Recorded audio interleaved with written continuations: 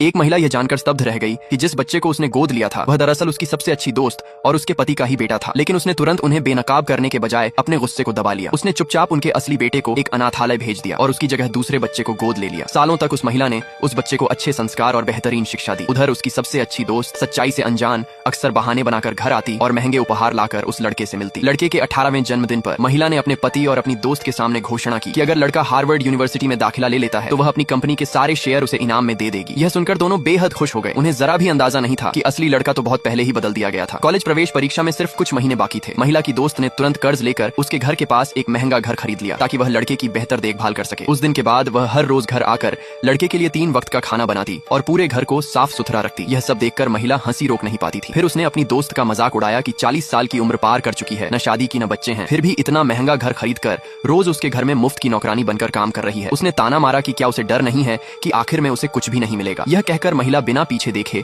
घर से निकल गई और उसका पति व दोस्त स्तब्ध रह गए। समय बीतते बीतते परीक्षा से एक दिन पहले का दिन आ गया। दोनों ने लड़के के लिए शानदार खाना तैयार किया। सालों का भारी कर्ज अब खत्म होने वाला था। दोस्त को पूरा भरोसा था कि लड़का अपने अंकों से हार्वर्ड में जरूर दाखिला पा लेगा। उसे यकीन था कि जब लड़का कंपनी का मालिक बनेगा तब वह उसे अपना बेटा स्वीकार करेगी और तीनों बिना उस महिला के आराम से जीवन बिताएंगे। उसी समय पति को महिला का मैसेज आया कि उसे कंपनी में ओवर टाइम करना है और वह कुछ दिनों तक घर नहीं आएगी। उसने याद दिलाया कि अगले दिन बेटे को समय पर परीक्षा केंद्र पहुंचा देना। यह जानकर कि महिला घर पर नहीं होगी, दोनों करीब आने लगे। उन्हें यह पता नहीं था कि उनकी हर हरकत पर महिला नजर रख रही है। अगली सुबह महिला के फोन से उनकी नींद खुली। उसने कहा कि वह काम खत्म कर चुकी है और जल्द घर पहुंचने वाली है। जैसे ही महिला दरवाजा खोलने वाली थी, पति तुरंत खिड़की के बाहर छिप गया। महिला ने ऐसे अभिनय किया जैसे वह हैरान हो कि उसकी दोस्त उसके कमरे में सो रही है। दोस्त ने सफाई दी कि वह लड़के की देखभाल करते करते थक गई थी और गलती से वहीं सो गई। उधर पति खिड़की के बाहर लटका हुआ था, सांस लेने की भी हिम्मत नहीं कर रहा था। तभी एक नौकरानी ने उसे देख लिया। डर के मारे उसका हाथ छूट गया और वह नीचे गिर पड़ा। उसके पैरों से तुरंत खून बहने लगा। महिला ने दिखावे के लिए उसे अस्पताल ले जाने की बात कही, लेकिन पति को चिंता थी कि बेटा परीक्षा में लेट ना हो जाए। उसने कहा, पहले बेटे को परीक्षा केंद्र पहुंचाओ। महिला ने पूछा, क्या तुम्हें डर नहीं कि तुम्हारे पैर हमेशा के लिए खराब हो सकते हैं? पति बोला, अगर मैं अपंग भी हो जाऊं